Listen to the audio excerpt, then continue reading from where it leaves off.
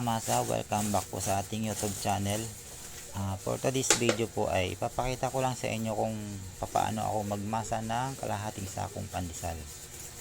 At yung full ingredients po nito ay ilalagay ko na lamang sa description box natin at doon nyo na lamang po kunin. Bali ngayon ay nagtitimbang na ako ng harina. First class po ito, bread flour.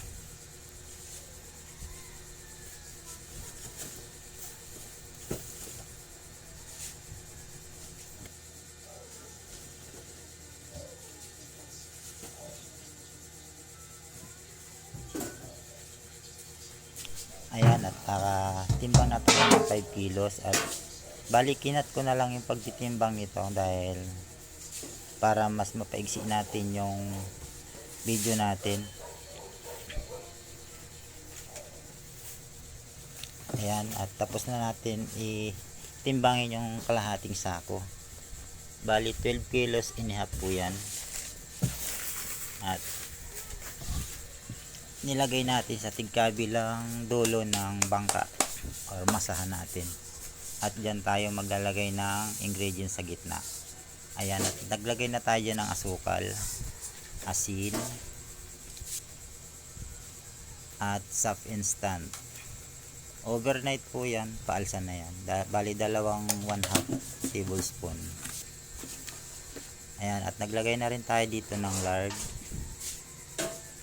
Pero dyan lang natin muna sa isang tabi. At saka mantika. At mamaya na rin natin ilalagay kapag inahalo na natin yung harina. Or natunaw na natin yung ingredients. Asukal. Ayan. Bali ngayon ay maglalagay naman tayo ng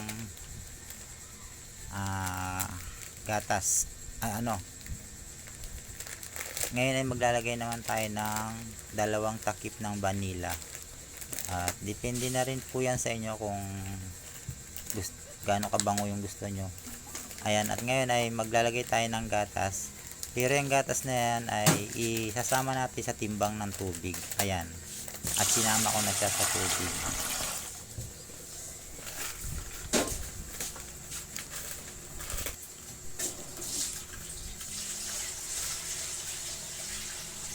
Kapag maglalagay kayo ng evap milk ay huwag nyong ibubukod sa paglalagay ng tubig dahil lalambot po yung masa nyo. Kailangan po nakasama siya sa timbang ng tubig. Ayan, at tapos na po tayo maglagay ng tubig and maghugas lang tayo ng kamay, then tunawin na natin yung ingredients or yung asukal at asin.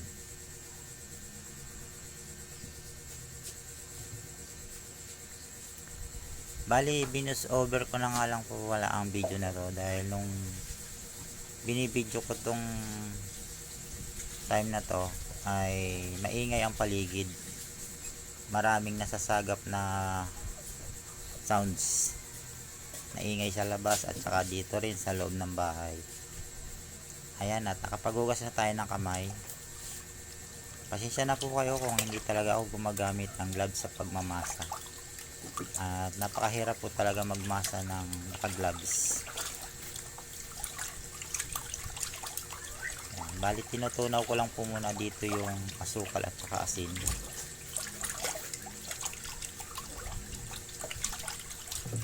Kapag wala na tayo nakakapang asukal or asin at buo-buo dyan sa ilalim ay pwede na po nating ilagay yung lard at saka mantika.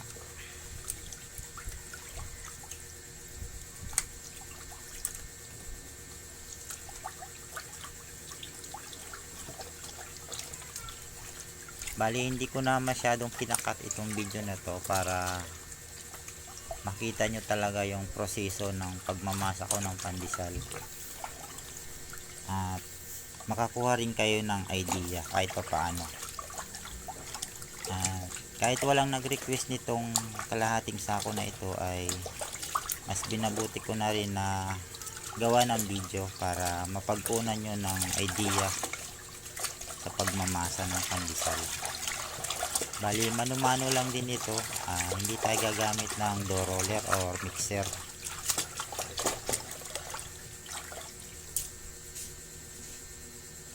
Ayan, bali natunaw na natin at ilagay na natin yung lard. Ayan, bali dudurogin lang natin yan. At yan, ilagay na rin natin yung mantika. At huwag nyong iuubos tulad ng dati. Ilalagay natin yan sa paghuli na, pag namasa na natin, para hindi siya madikit sa kamay. Ayan, at dinudurog na ko na nga dito yung lard.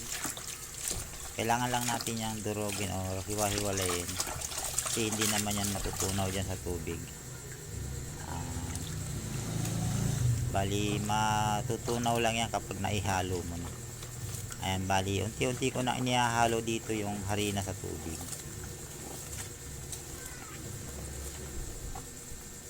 Ayan, ganyan lang po ang paghahalo.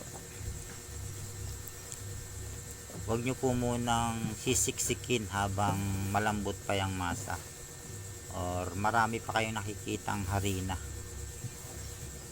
Haluin nyo lang po ng haluin na walang puwersa para hindi po agad siya mabuo-buo.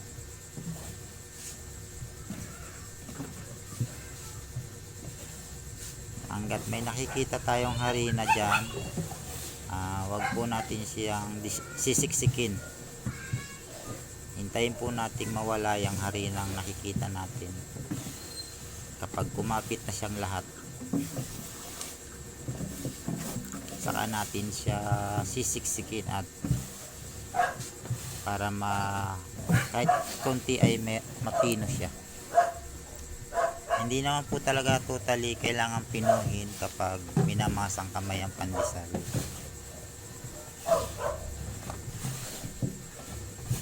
Diin lang po, okay na yan. Ayan, at medyo nabububo na nga po yung masa natin kahit hindi pa natin siya sinisiksik. Nagkakaroon na siya ng lagkit dahil yung harina ay nalusaw na siya, kumapit na siya ng lahat.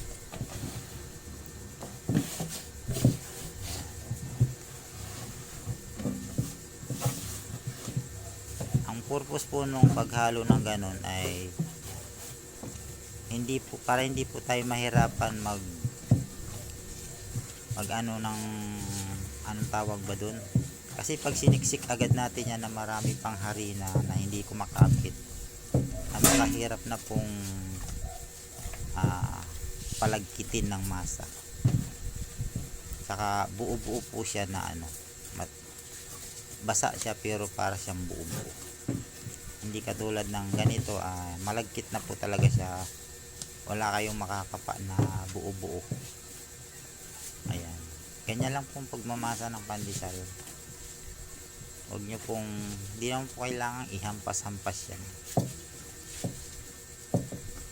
diin-diin lang po. Kailangan relax lang kayo sa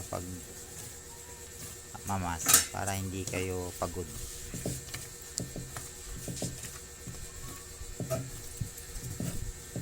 Ayan, pag nakailang balik na po tayo ng ganyan,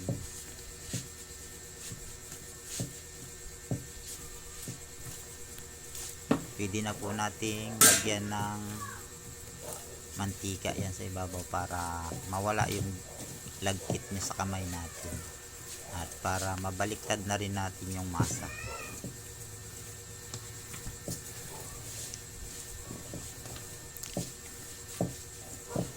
Bali, ang ipapakita ko sa video na to ay pagmamasa lang po at hindi ko na po isasama yung pagbabaston, pagpuputol at pagluluto. Marami naman po tayong video dyan na kasama na ang pagluluto at pagbabaston sa video. Panoorin nyo na lang po dun para makakuha din kayo ng idea kung paano magbaston. Ayan, okay na po yung ganyang kalagkit na wala na po tayong nakakapambuo-buo dyan. Pwede na po natin ilagay yung tinira nating oil or mantika. Ayan, bali kuskusin lang natin yung mga nakadikit bangka para wala po siyang matira.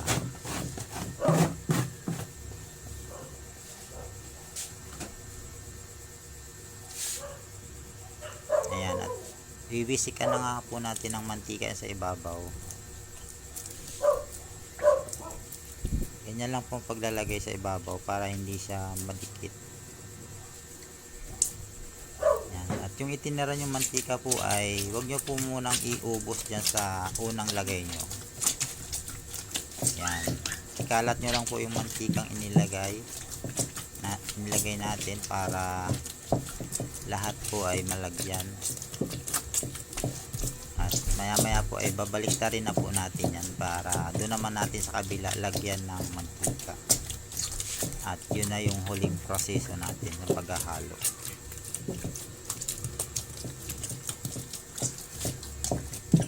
Pasensya na po kayo kung medyo maingay ngayon habang nag-voice over ako. Malapit po kasi tayo sa school at kasalukuyang nagpa-practice po yung mga ano bang tawag sa ganong nagma-majorette po sila. Ayan. Actually kasali po yung anak ko dyan na bunso pero ayaw na po niyang mag-practice dahil nahihirapan daw po siya. Ayan, at binaliktad na nga po natin yung masa. Ayan, ganun lang pong pagbaliktad. Then i-flat lang natin ng konti. Tapos ilagay na natin lahat yung mantikang itinira natin kanina. Ayan. Wisik-wisik lang ba?